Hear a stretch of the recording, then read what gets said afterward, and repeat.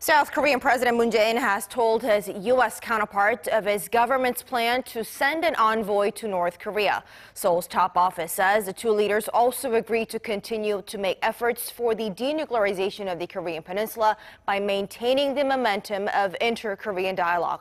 Our Moon Connyoung with our top story.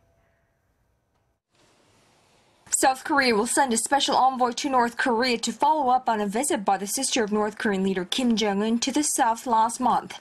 That's what South Korean President Moon Jae-in told his U.S. counterpart Donald Trump during a late-night phone conversation Thursday, the first direct contact between the two leaders since the rare high-level visits by North Korea across the border in recent weeks. The presidential office suggested the decision was part of an effort to continue diplomatic momentum after a series of exchanges between the two Koreas around the Winter Olympics in Pyeongchang, South Korea, which wrapped up on Sunday. Seoul's presidential Blue House made the announcement after Thursday's 30-minute phone call during which Presidents Moon and Trump discussed the latest engagement between the two Koreas after more than a year of sharply rising tensions over Pyongyang's nuclear missile program.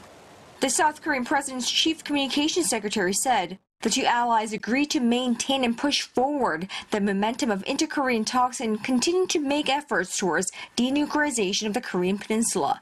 In sending a special envoy to Pyongyang, the South Korean leader told the U.S. president that he would be seeking to reciprocate for the senior delegations dispatched to the Pyeongchang Winter Olympics by North Korean leader Kim Jong-un, including his own sister Kim Jong-un, the first visit by a member of the North ruling bloodline since the Korean War in the early 1950s.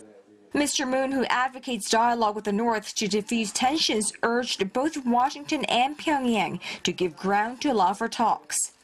Senior officials from Pyongyang visiting South Korea for the Olympics responded by saying the North was very willing to hold talks with the U.S., while the White House ruled out any possibility of talks before North Korea takes steps towards denuclearization.